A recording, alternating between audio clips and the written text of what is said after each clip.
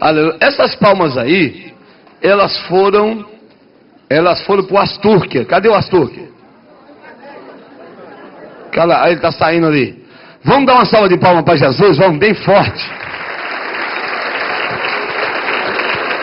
Pastor Yosef Akiva, por gentileza, também está conosco aqui. A minha amiga, mas essa é amiga mesmo. E eu gosto dessa menina como gosto das minhas filhas. Maguinha Malta. Fica de pé, Maguinha, em nome de Jesus. Filha do nosso ilustríssimo senador Magno Malta. E é quem faz a programação lá da rádio A Cor da Vida FM, que deu todo o apoio a esse evento. A igreja quer saudá-la também num bem-vindo. Dê uma salva de palmas para Jesus. E recebam já Pastor Yosef Akiva. Obrigado, meu pastor. Manda abraço, abençoe. Boa noite, queridos irmãos. Boa noite, queridos irmãos.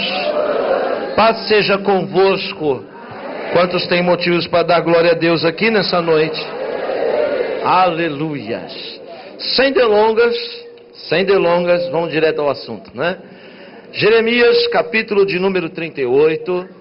Não podemos perder tempo nesta noite. Eu estou muito feliz de estar aqui de novo.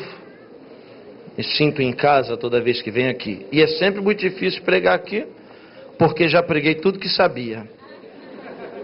Aí, eu já não tenho mais o que pregar aqui. O jeito é contar uma história.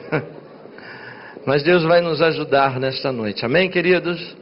Amém, queridos? Jeremias capítulo 38, versículos 5 e 6. Apenas já será o bastante para nos embasarmos na ministração da palavra de Deus. Quem veio bater papo, diga aleluia.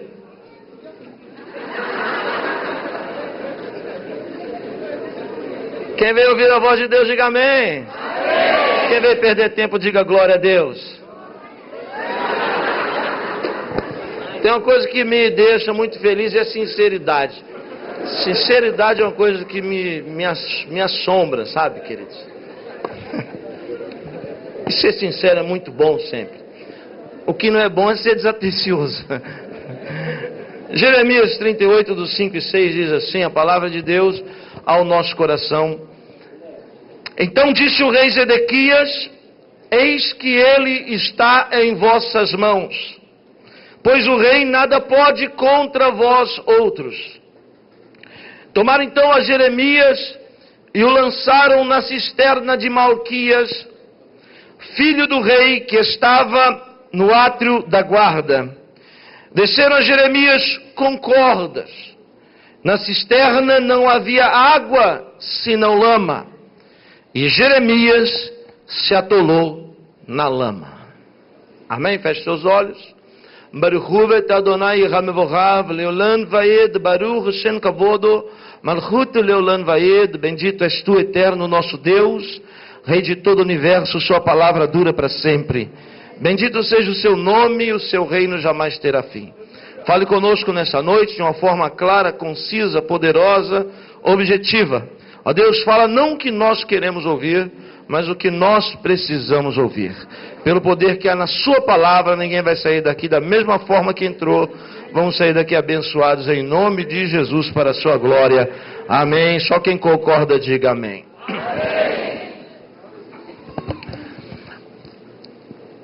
O momento em que este livro foi escrito é um dos momentos mais caóticos da história bíblica. Jeremias é a última voz de um Deus que luta pela causa de seu povo. Jeremias é a última tentativa de Deus para reverter o coração obstinado do povo de Judá. A vinda da Babilônia e a destruição de Jerusalém era um fato iminente. Era algo que Deus já estava falando há muito tempo. Deus já havia levantado outros profetas. E o povo continuava sem querer ouvir a voz de Deus.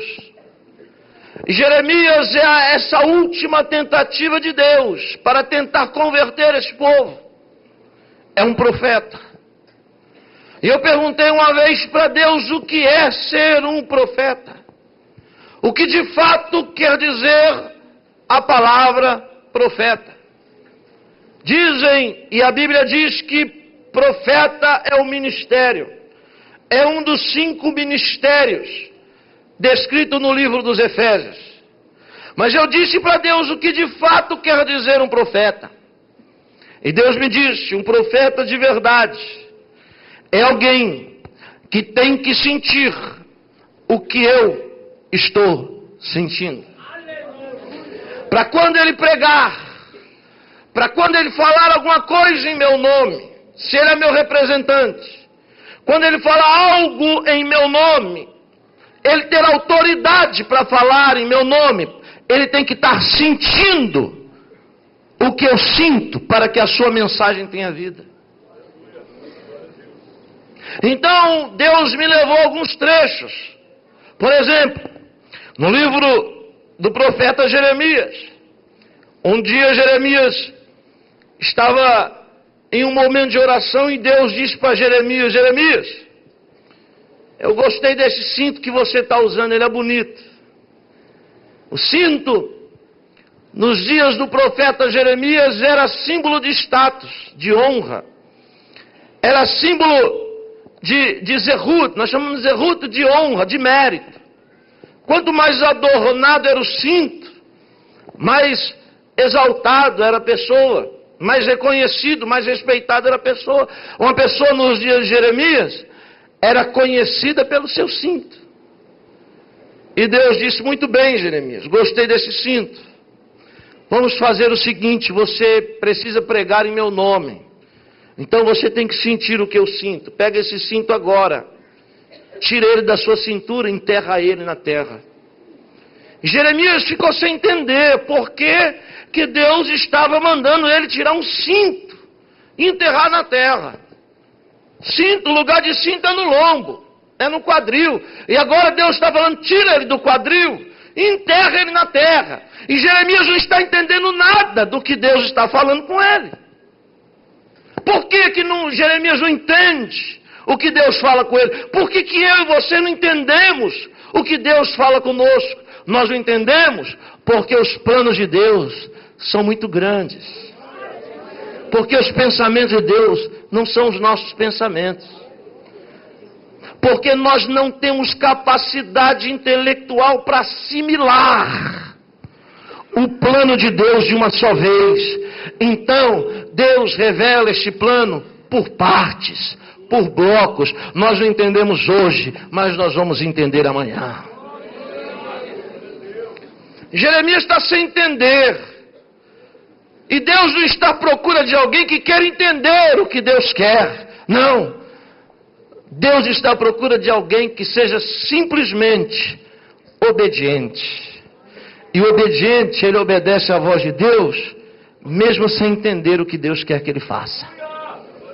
Ele confia em Deus no escuro. Ele não fica pedindo explicações para Deus. Uma vez alguém me perguntou, não sei se vocês estão me ouvindo aí, eu acho que o som está um pouco abafado aqui. Mas alguém uma vez me perguntou: pastor, por que você não come carne de porco? É tão bom. E eu penso, deve ser bom mesmo. Só que com um detalhe: eu não como simplesmente porque Deus falou para mim não comer. Pronto. Já basta. Não precisa de mais explicação. Está me ouvindo, irmão? Você que veio aqui hoje atrás de uma explicação. Deus não nos deve satisfação. Ele está no controle de todas as coisas. E melhor é o final das coisas do que o princípio delas. Para sempre é louvado o nome de Jesus.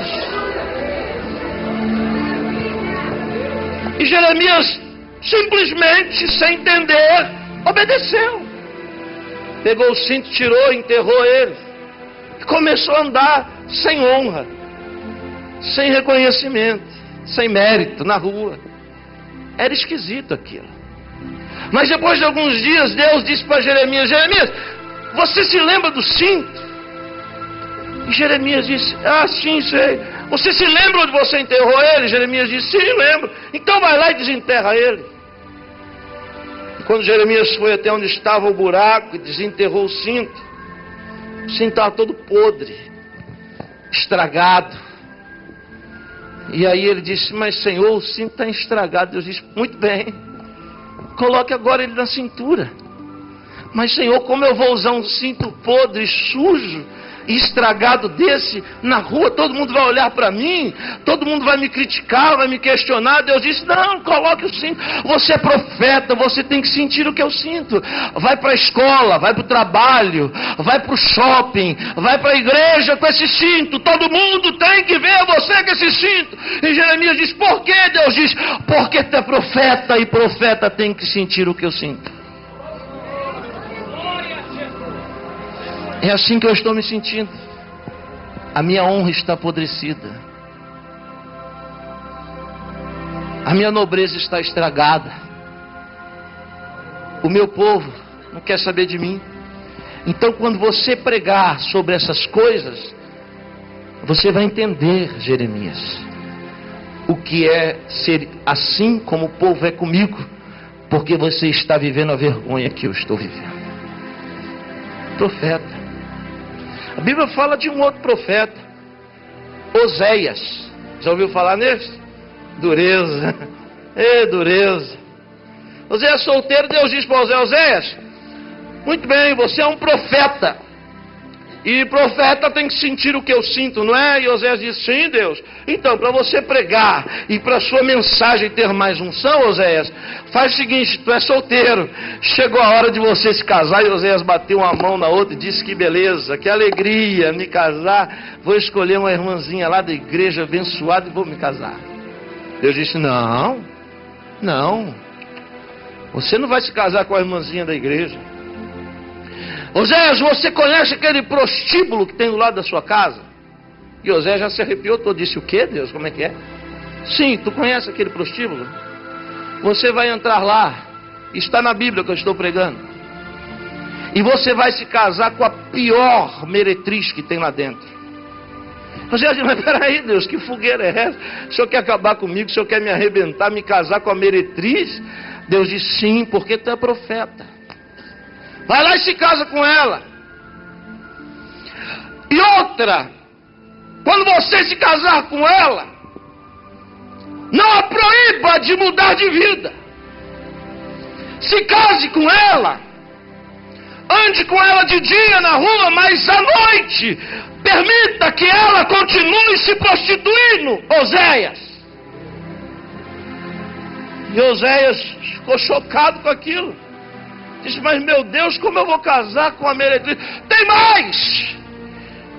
Quando você andar com ela na rua, você ande com ela de mãos dadas, para todo mundo te ver. Tenha filhos com ela. E ande na rua com seus filhos, seus supostos filhos, diante de todo Israel. E Oséias disse para Deus: Deus, por que o Senhor está fazendo isso comigo? Deus disse: porque tu é profeta, eu preciso de você. Mas Senhor, por que eu tenho que casar e viver tudo isso? Deus disse: é porque para quando você pregar para Israel sobre infidelidade, você pregue com unção. Porque é assim que acontece com o meu povo. O meu povo me abandonou, está se prostituindo com outros deuses. O meu povo está tendo relacionamentos com outros deuses. E assim, quando você andar na rua, você vai sentir o que eu sinto. É assim que eu me sinto. Oséias, profeta de Deus. Eu me lembrei de um outro, Jonas. Jonas morava no reino do norte. Os ninivitas invadiram a cidade de Jonas e destruíram tudo, queimaram tudo, mataram as mulheres, arrastavam os homens no lombo do cavalo. Eram terríveis os ninivitas. E os ninivitas destruíram a família inteira de Jonas, extirparam. Depois de tanta destruição, quem está me ouvindo diga amém? Amém. Depois de tanta destruição, Deus falou para Jonas: Jonas, eu quero agora que você vai pregar lá para os ninivitas. Jonas falou: quem, eu? É ruim. Eu não vou. Manda o Isaac. Manda o pastor Lindo. manda o pastor Rogério, mas eu não vou. Deus disse, você vai porque você é um profeta. E você tem que falar em meu nome, lá em Nínive. E depois de tanta luta, que eu estou ganhando tempo, Jonas acabou indo. E quando Jonas foi, eu sempre digo, Jonas, na minha opinião, é o maior pregador da história bíblica. Porque a mensagem de Jonas, não tinha teologia, não tinha unção nenhuma, porque ele estava com raiva. Eu nunca vi pregador com raiva ter unção. Jonas estava pregando, mas não queria que o povo ouvisse a mensagem dele. A mensagem de Jonas é uma linha, é um parágrafo apenas. A mensagem de Jonas era: se arrependa, porque Deus vai destruir essa cidade.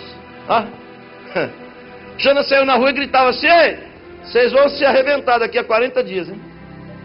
Daqui a 40 dias Deus vai acabar com toda essa festa de vocês. Se vocês não se arrependerem, Deus vai acabar com tudo. Ele pregava isso assim pelos cotovelos, falando baixinho para ninguém ouvir mesmo. Mas eu digo que ele é o maior pregador, porque o maior pregador não é aquele que prega com eloquência. O maior pregador é aquele que traz resultados com a sua mensagem. E sabe o que aconteceu com essa mensagenzinha michuruca? Toda uma nação acreditou na mensagem dele e se arrependeu. E a Bíblia diz que os homens se vestiram com sacos, que até os animais e as crianças jejuaram para alcançar a misericórdia de Deus. E sabe o que aconteceu? Deus não destruiu Nínive. E Jonas ficou irado. Tão irado que ele falou: eu quero descansar no sol causticante do Oriente Médio. Deus fez um milagre, fez nascer uma planta que tinha folhas grandes, e essas folhas grandes deram sombra para Jonas, e Jonas se deitou debaixo daquelas folhas, ficou lá tranquilo, esfriando a cabeça, porque ele estava com a cabeça quente. Mas a Bíblia diz que Deus permitiu que um bicho brotasse no caule daquela planta, e de repente a planta murchou da noite para o dia, e Jonas ficou irado. Jonas começou a questionar Deus e dizer: Deus, peraí, o Senhor não é um Deus bom, porque o Senhor matou uma planta, uma simples e humilde planta, uma planta que não faz mal para ninguém. O Senhor matou essa planta. Por que o Senhor matou essa planta? Aí Deus disse: sabe por quê? Porque eu preciso lhe ensinar que tu é um profeta, e profeta tem que sentir o que eu sinto. Está triste com a morte da planta, Jonas? Então é assim que eu estou me sentindo. Já pensou como eu ficaria triste se eu tivesse que matar uma nação inteira lá de Nínive, na Síria?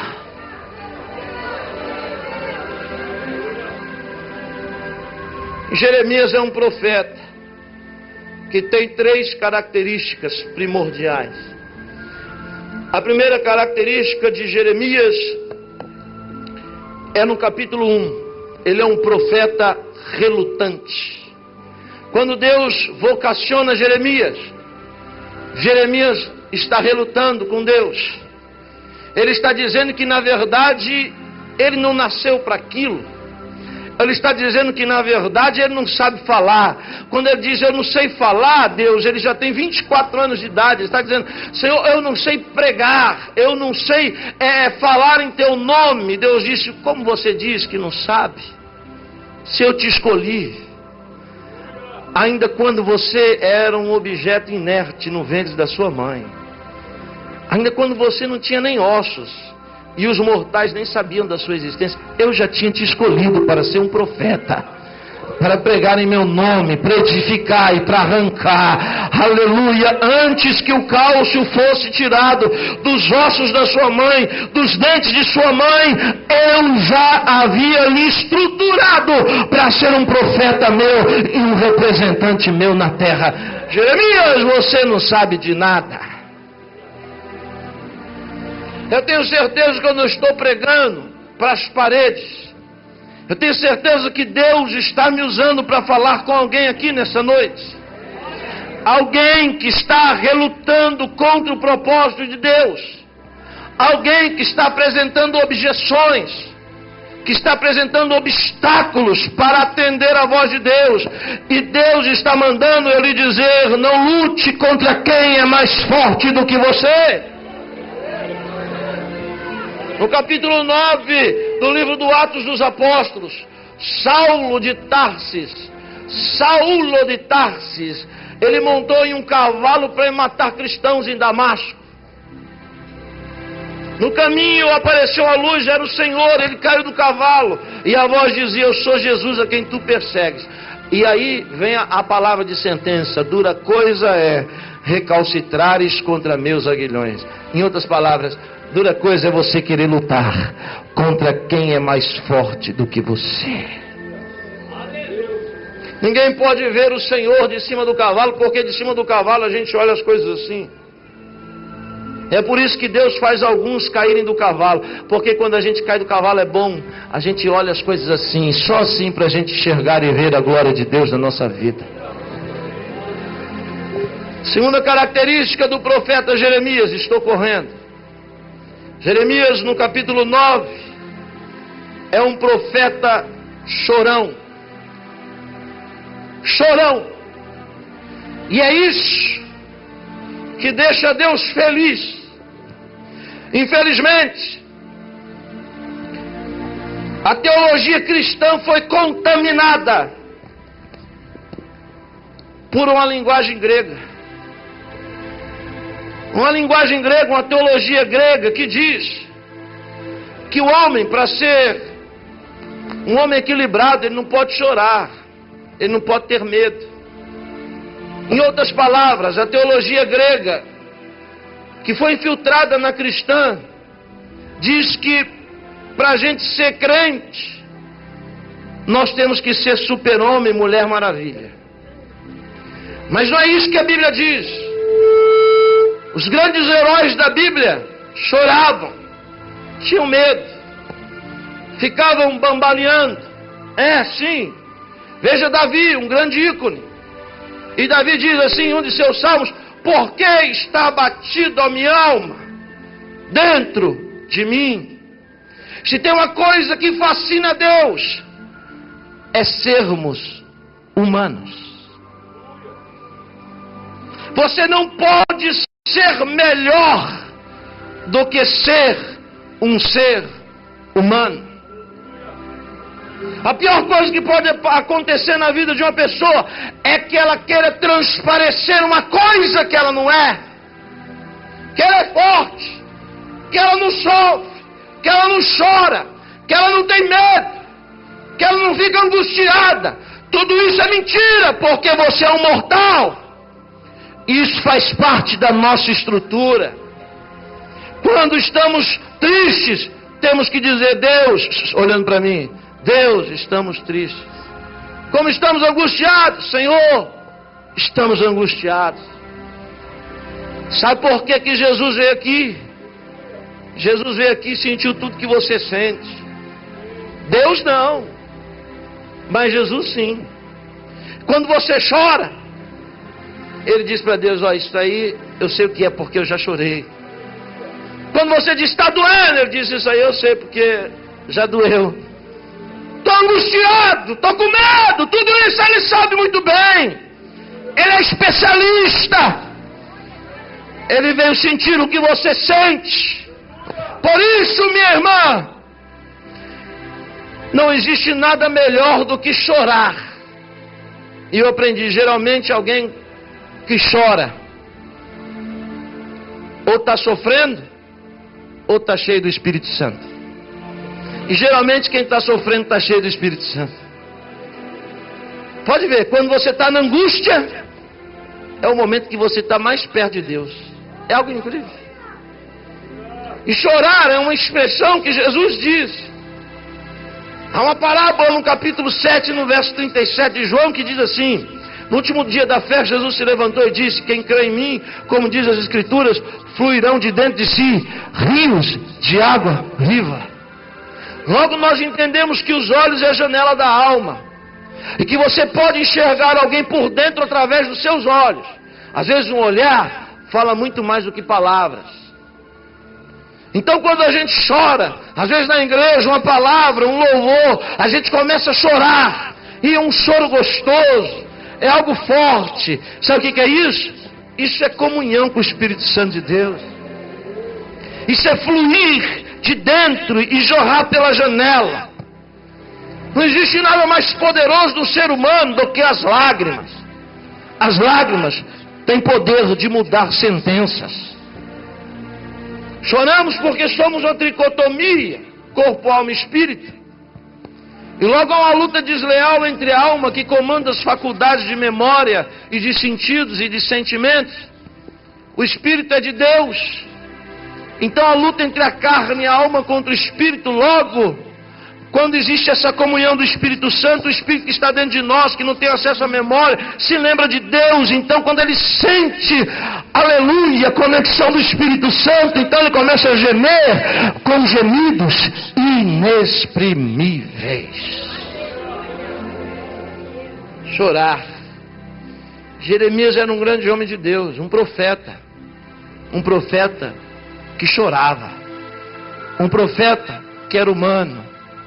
E todo ser humano é divino e humano ao mesmo tempo. Você não pode querer ser uma Mulher Maravilha. E você também não pode querer ser um super-homem. Você tem que ser você. Humano, limitado, dependente. Isso fascina Deus. Jeremias chorava porque quando ele escrevia, tudo isso, todo esse livro ele escreveu através de um escriba chamado Baruch. Quando ele terminou esse livro, quem quer que eu pare, diga amém.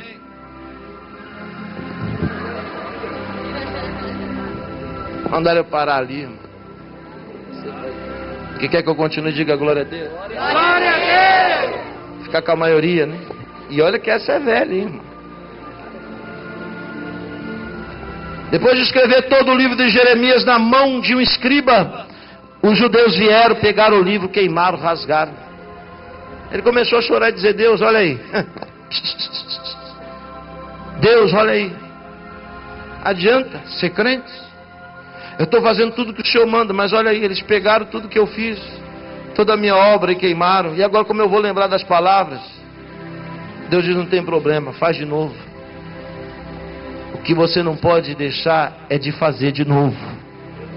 É de tentar de novo, porque eu estou contigo também na segunda tentativa. Terceira característica de Jeremias, tudo isso é introdução, viu, irmão? Terceira característica de Jeremias, capítulo 16, profeta solitário. Solitário, sabe por quê? Porque existiam muitos outros profetas ali. Mas todos os outros profetas não profetizavam o que Jeremias profetizava. Jeremias não era corrupto. Jeremias não era um profeta vendido. Jeremias não estava preocupado em agradar reis, sacerdotes e ninguém. Jeremias não tirava os olhos da sua vocação. Ele tinha convicção do seu chamado e falava o que Deus mandava falar, doa a quem doer. O que acontece é que quando você deixa de ser pó de arroz, quando você deixa de torcer só para o time que ganha, quando você assume a identidade, doa quem doer, logo você começa a ficar só. E a solidão é bom. Por que que Deus permite algumas pessoas saírem do nosso meio e desaparecerem? Lembra? Quando estava tudo bem, churrasquinho de final de semana, era tanto tapinha nas costas, era tanta gente te agradando, te bajulando daqui e de lá, não era assim? E por que que agora não é mais? Sabe por que não é mais? Porque você é profeta. E o profeta de verdade, ele fala o que Deus quer que ele fala. Ele sente o que Deus está sentindo, e por causa disso as pessoas se afastam, porque na verdade ninguém quer ou tem coragem de sentir o que Deus está sentindo. Todo mundo quer ser profeta, mas ninguém quer sentir o que Deus está sentindo. Todo mundo quer aparecer, mas ninguém quer encarar o rei. Profeta, nos dias de Jeremias, tinha muitos, como tem muitos por aí também. E eu não estou aqui colocando em xeque ninguém. Mas simplesmente porque Jeremias tinha algo que os outros não tinham. Imagine nos dias de Elias. Eu perguntei para Deus por que Deus levantou Elias. Se tinham 7.000 profetas de Deus que não beijaram os pés da estátua. Se tinha 7.000 crentes salvos. Se tinha 7.000 pentecostais, se tinha 7.000 pessoas que eram remanescentes, santos, que não se misturaram, por que Deus foi levantar Elias? Sabe por quê? Porque apesar de terem tantas qualidades, assim como muitos têm muitas qualidades, aqueles 7.000 profetas não tinham o que Deus precisava. Alguém está me entendendo aqui? Eram 7.000, eram, de Deus eram, mas Deus não encontrou em nenhum deles o que Deus precisava para mudar a história de Israel. Então Deus levantou Elias. Olha só, era como colocar 7.000 de um lado da balança e Elias sozinho do outro, e para Deus Elias pesar mais do que 7.000 profetas. Sabe o que Deus quer de você? Um diferencial. Tinha 7.000 profetas, mas ninguém tinha coragem de ir lá enfiar o dedo na cara de Acabe. Aí Deus precisou levantar Elias, o tesbita. Solitário como Jeremias. Jeremias era ultrajado, era chamado de tudo quanto é nome, porque não agradava o rei. Ele continuava apanhando, mas mesmo apanhando, ele não desistia de falar o que Deus queria que ele falasse. A ponto de alguém dizer: nós temos que dar um cabo na vida deste homem. Alguém teve uma ideia genial: vamos amarrar ele numa corda e vamos jogar ele dentro de uma cisterna. E quando pegaram, os invejosos pegaram Jeremias e amarraram ele, jogaram ele dentro de uma cisterna. Graças a Deus que não tinha água, só tinha lama. E a Bíblia diz que na queda Jeremias se atolou na lama. Os invejosos. Tem muita gente lá fora querendo te paralisar, te amarrar, te prender e te jogar no fundo do poço. E pode ser que Deus tenha permitido que isso possa ter acontecido na sua vida. Mas eu preciso lhe dizer uma coisa: melhor é o fim das coisas do que o princípio delas. Pode ser que exista alguém aqui hoje que por uma circunstância, por uma situação de inveja, foi amarrado e jogado no fundo do poço. E o que pensaria Yosef Akiva no fundo do poço? Todo amarrado, atolado até o pescoço. O que pensaria eu e você? Olha, esse é o momento de fraqueza do profeta, porque ele é humano. Mas já aprendi uma coisa: o nosso adversário é um covarde. E é nos momentos de fraqueza que as batalhas da nossa vida é decidido. E como nosso adversário é covarde, ele sabe qual é o nosso ponto fraco. E você não vem me dizer que você não tem ponto fraco, porque você não é Mulher Maravilha nem Super-Homem. Todos nós aqui temos ponto fraco. Teu adversário te olha e vê qual que é o teu ponto fraco, te estuda e vê qual que é o teu ponto fraco, e vai forçar para ganhar a peleja em cima do seu ponto fraco. Mas graças a Deus que o nosso Deus é fiel e também conhece o nosso ponto fraco, e diz para mim e para você: diga o fraco, eu sou forte, e é na sua fraqueza que se aperfeiçoa e se manifesta a minha fortaleza. Aleluia!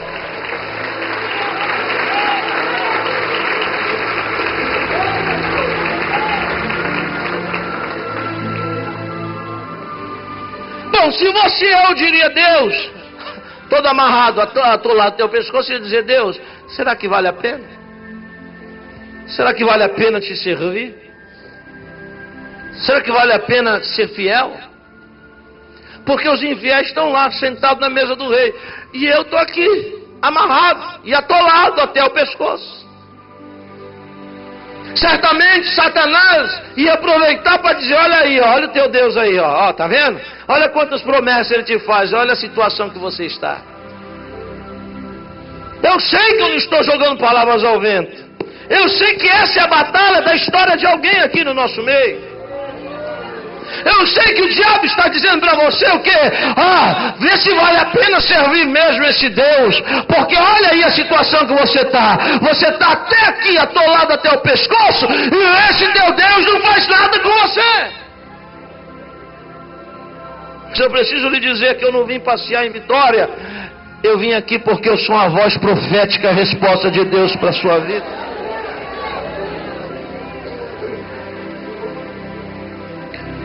Jeremias era homem de Deus e sabia o que fazer no momento deste, de fraqueza e de angústia. Você sabe o que fazer no momento de angústia? Jeremias sabia. Jeremias foi louvar a Deus. Qual o louvor que você cantaria atolado até o pescoço?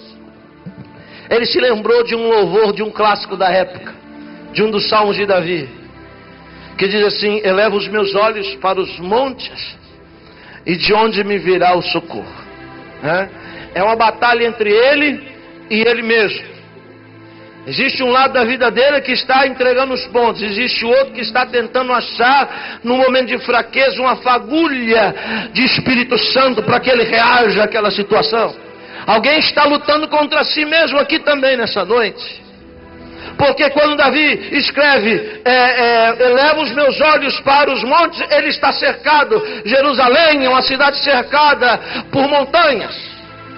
O que o diabo quer mostrar para mim e para você, no momento deste, o diabo quer mostrar os nossos obstáculos. E por que nós estamos cercados? Quando você olha nessa direção, você só enxerga o que o diabo quer te mostrar. Eleva os meus olhos para os montes e me pergunto de onde me virá o socorro, porque eu não vejo saída. Jeremias olhava as paredes da cisterna e dizia: de onde que me virá o socorro, porque eu não vejo saída. Mas Davi não para o salmo aí, ele continua a estrofe dizendo: o meu socorro vem do Senhor, que fez os céus e a terra. Porque é o ângulo da sua visão que vai definir as coisas na sua vida. Se ele está olhando nesse ângulo, ele vê os obstáculos, ele vê a luta na vida dele. Mas de repente ele ousa olhar para cima, mais alto do que as montanhas. E ele chega à conclusão que é de lá que vai vir o socorro. Eu penso que Jeremias fez isso. É coerente o que eu estou falando, porque ele deve ter olhado para as paredes e se visto naquela situação, mas de repente ele lembrou que a cisterna tinha uma boca. Ele olhou lá para cima e viu a luz do dia e disse: meu socorro vai vir de lá. Vai vir lá de cima. Vai vir lá do Senhor. Aleluia. Alguém vai sair daqui hoje olhando para cima. Seu socorro vem do Senhor, aleluia. Amarrado, ali atolado até o pescoço na lama. Só que Jeremias não sabe, não está vendo, mas Deus está trabalhando para que a sua palavra não caia por terra. Eu vou dizer de novo para quem está atento à voz do Espírito Santo: Jeremias não sabe, mas Deus está trabalhando para que a sua palavra não caia por terra. Eu vou dizer para você também: você não sabe, você não está vendo, mas longe do seu alcance visual, Deus está trabalhando para que a sua palavra não caia por terra também na sua vida. Deus está movendo algo e você não sabe. Deus vai usar alguém e você não sabe. Porque a Bíblia diz que um homem etíope, Schwarz, eunuco, castrado, homem de confiança do rei, que cuidava do harém do rei. O seu nome é Ebed-Melech. Ebed-Melech quer dizer servo do rei. Porém, o texto original aparece uma palavra diferente, parecida, mas diferente. Ebed-Molor. Ebed-Molor, Molor e Meler parece ser a mesma palavra. Este homem etíope não conhecia o Deus de Jeremias. Porque Ebed-Molor quer dizer servo de Moloque. Moloque era a divindade do Antigo Testamento, uma boca de bronze com fogo, E as pessoas queimavam crianças para esta divindade. Por isso que você não pode chamar o seu filho de moleque, porque moleque vem de Moloque. Quando você fala moleque, você está invocando essa divindade sobre aquela criança. Esse homem era ímpio, poderíamos dizer, não conhecia o Deus de Jeremias, mas foi o coração deste ímpio que Deus moveu para mudar a história do seu servo profeta Jeremias. Deus tem na mão o coração do rei, mas tem na mão também o coração do eunuco. E prepare-se para o que eu vou lhe dizer. Deus já está movendo um refrigério, um socorro e uma saída para a sua vida. E preste bem atenção, Deus não vai usar o rei, Deus vai usar alguém que você menos espera, alguém que nem conhece o teu Deus, para trazer a vitória que você está esperando e entregar ela na sua mão. E só quem acredita nisso é que tem motivos para levantar a mão para o céu e dar um brado de júbilo glorificando o nome do Senhor.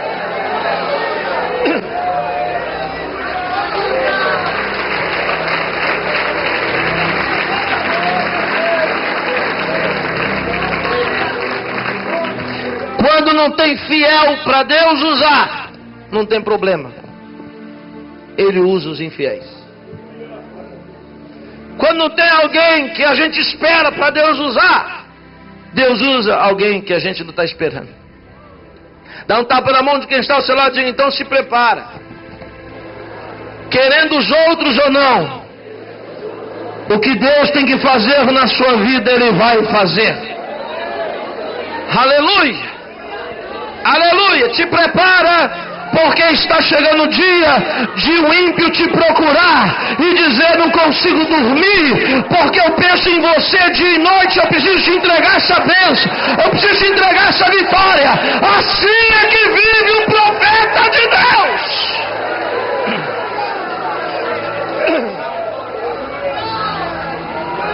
Deus está trabalhando e você não está vendo. Jeremias atolado até o pescoço, esse homem chegou no rei e disse: rei, eu não tenho nada a ver com essa história, só preciso lhe dizer uma coisa. Esse Jeremias tem um Deus poderoso. Ei, tem alguém entendendo, né? Então a gente precisa fazer alguma coisa para tirar ele de lá, sabe por quê? Porque senão o Deus dele vai acabar com a gente. Ó.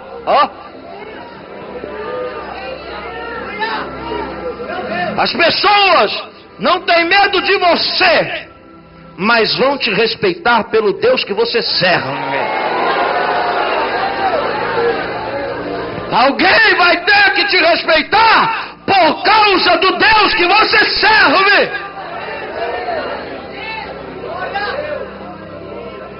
Então, rei, me permita tirar esse homem daquela situação, porque nós já estamos aqui numa situação caótica, e se ele morrer vai ficar pior. E o rei viu aquilo como um conselho sábio. Diz para ele: então se você quer tirar, vai lá você e tira. Aleluia. Estou falando em parábolas, e quem tem ouvidos para ouvir, ouça. Pode ser que o coração do rei esteja endurecido.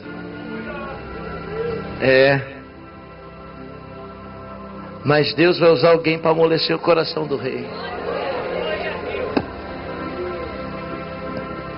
O homem foi lá e pegou uma corda. Olhou, está lá Jeremias atolado até o pescoço. Aí o homem pegou e jogou a corda lá de cima, na cabeça de Jeremias. Às vezes a gente não acredita muito no que a gente prega, não é? Na música que a gente canta. Jeremias não tinha dito que o socorro vinha do alto? De repente uma corda, na cabeça dele, vem bem na cabeça. Sem ele esperar, ele pensou: agora é só o que faltava, estão atirando pedras em mim. Acho que com a fraqueza que estava, olhou para cima e viu uma corda lá em cima, um homem dizendo: ei, esse período na sua vida acabou. Eu vim aqui te tirar dessa situação. Olha, 1 ou 2 aqui já entenderam, mais ou menos. Então eu vou descodificar para alguém entender. O socorro que você está esperando, o refrigério que você está esperando, e a resposta, estou vendo algumas mãos levantadas, são esses mesmos. E a resposta que você está esperando, ela já está chegando para a sua vida. Pode se agarrar na corda de Deus, porque o socorro e a resposta chegou para você.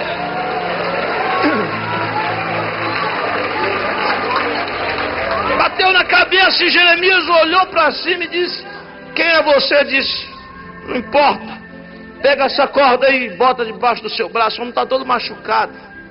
Segura essa corda aí. Jeremias, penso eu, na coerência dos meus pensamentos, deve ter atracado na corda e dito, naquela anseio de sair daquela situação, acho que ele se agarrou. Aí ele disse: pode puxar. E o homem...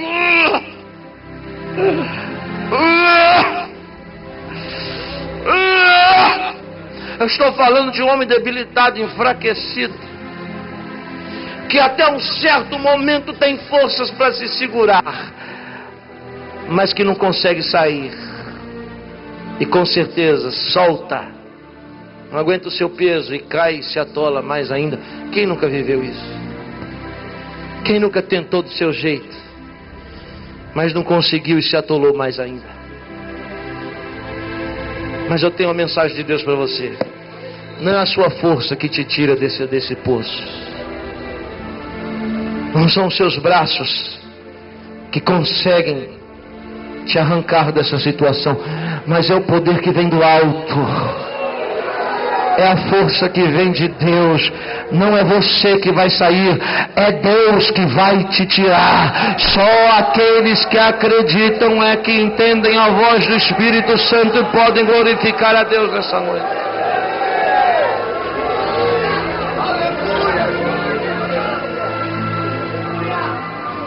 O profeta disse: é verdade, tu não consegue. Ou melhor, o ímpio disse: é verdade, tu não consegue. Peraí, foi lá e fez uma corda de pano macia e falou para ele: bota essa corda agora debaixo do seu braço. Jeremias botou a corda debaixo do braço, macia, de pano. As cordas que desceram ele machucaram, abriram feridas na sua carne, marcaram a sua vida. E eu não sei quais foram as cordas que te machucaram, te prenderam, te amordaçaram e te levaram para o fundo do poço. Eu não sei quais foram essas cordas, você que sabe. Mas eu vim de longe para lhe dizer: eu sei quais são as cordas que te tiram. São as cordas da graça, macia. E quando ele botou debaixo do braço, o homem começou a puxar ele daquela situação. Eu preciso lhe dizer, sabe por que Deus permitiu que Jeremias ficasse atolado até o pescoço? Porque ele era profeta. E profeta tem que sentir o que Deus sente. Deus já estava por aqui com aquele povo. Deus já estava até aqui atolado com aquele povo. Então quando Jeremias saiu dali, veio o tiro de misericórdia. Quando ele saiu dali, todo mundo esperou que Jeremias ia falar alguma coisa que agradasse. Jeremias disse: conta os dias no dedo, porque Nabucodonosor vai invadir essa cidade e vai destruir ela até os alicerces. Sabe o que aconteceu? Não se passaram muitos dias. Já estou terminando.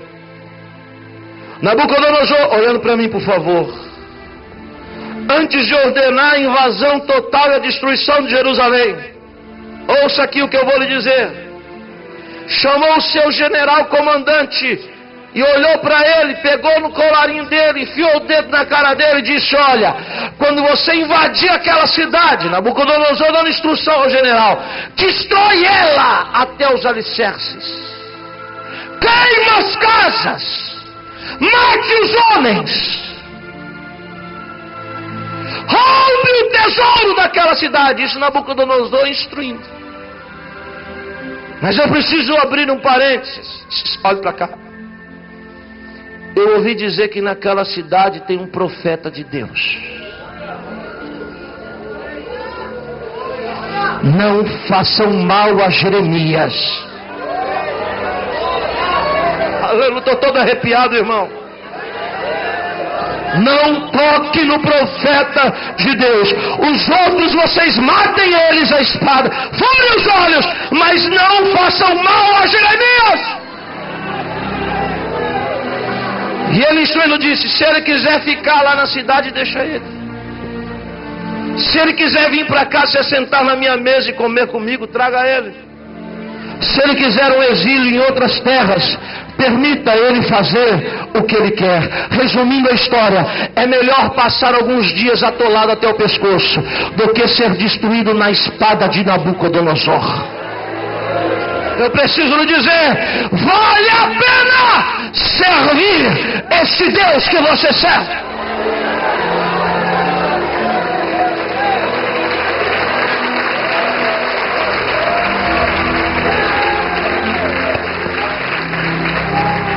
Eu não quero cansar você hoje. Deus vai me dar graça para pregar muito amanhã.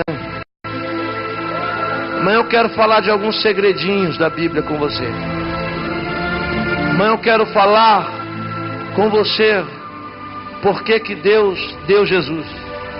Quem foi o culpado, entre aspas, de Deus dar Jesus para nós? Foi um homem da Bíblia. Um homem que Deus desafiou ele e ele desafiou Deus. E por causa disso Deus teve que responder mandando Jesus. É forte o que eu vou dizer amanhã.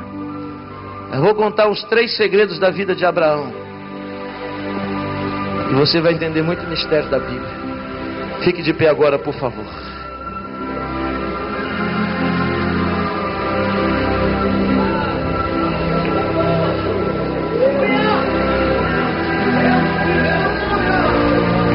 Você pode levantar as suas mãos, olhar para o alto, ainda com os olhos fechados, você pode ver a boca desse poço.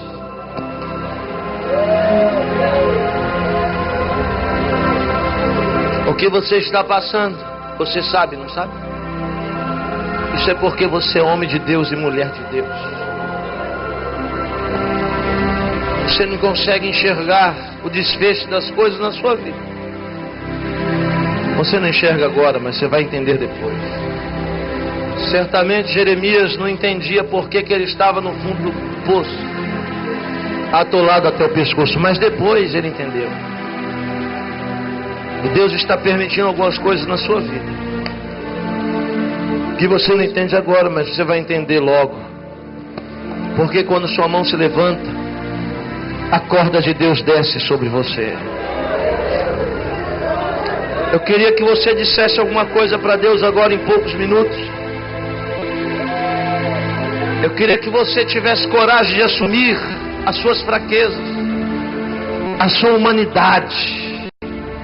Nunca tente transparecer uma coisa que você não é. Seja você. Está com medo? Diga que está com medo. Está inseguro? Diga que está inseguro. Quer chorar? Então chora. Você tem que ser você. É isso que fascina Deus. Olhar para aquilo que Ele criou da maneira que de fato aquilo é. Então, profeta, mulher de Deus, você precisa dizer alguma coisa para o Senhor. Alguém que está relutando com Deus. Alguém que está apresentando resistências para a voz de Deus. Ou talvez alguém que se sente só, que chegou aqui indagando e perguntando: Deus, por que eu sou tão só? Por que não dão certo as pessoas que se aproximam de mim? Por que essa solidão? Aleluia.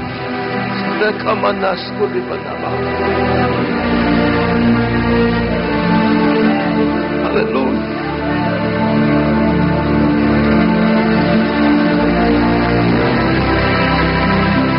Você está esperando o quê? Chegou o momento de você botar o que está até o pescoço para fora. Chegou o momento de você colocar para fora Isso que está te atolando, eu não sei no que você está atolado. Eu não sei o que te amarra.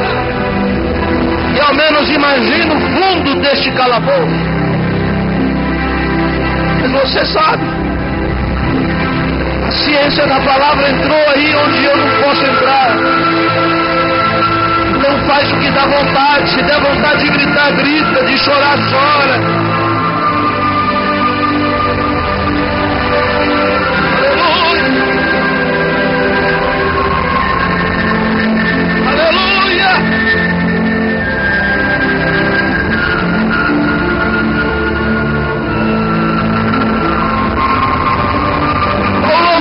Você vai cantar agora.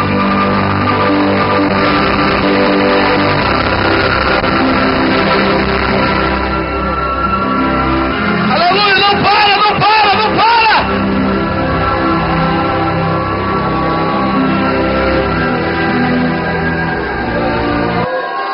Aleluia.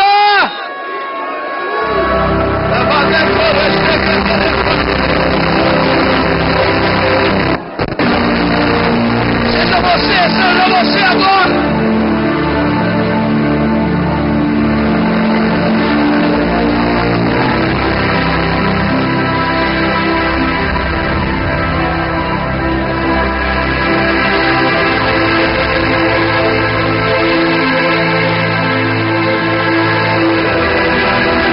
Comece a sentir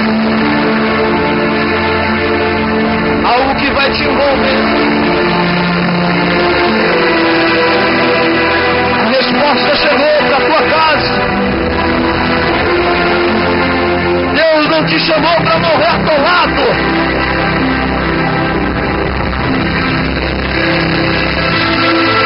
Isso é uma fase.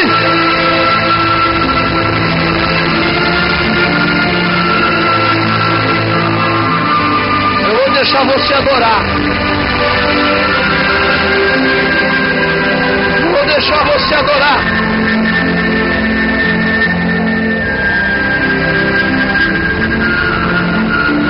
Não desista. Não mude com a circunstância. Não mude com a situação.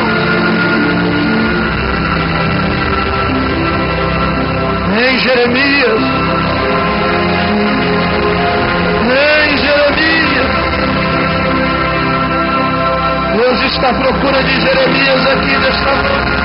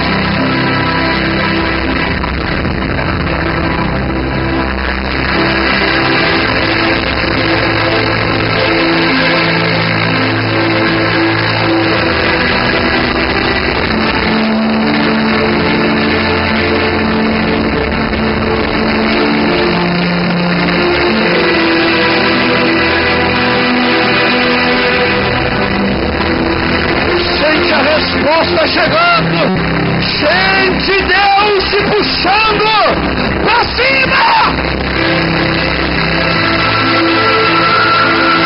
para cima.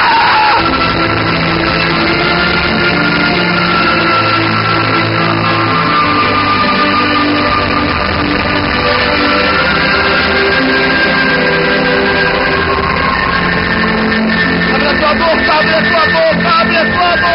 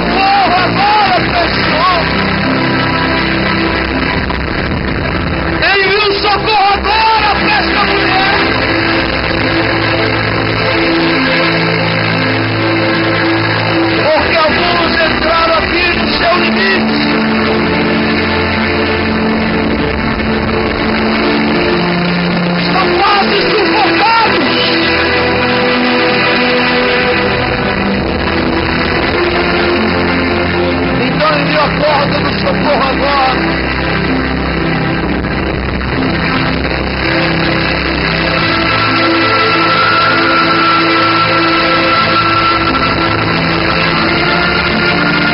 Chegou a hora, chegou a hora.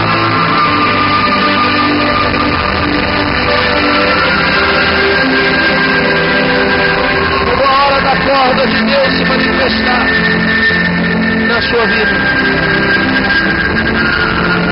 Eu declaro essa palavra verdade. E nada, nem ninguém tem poder de roubar ela de você, porque ela é para você. Só quem acredita e toma posse, aplauda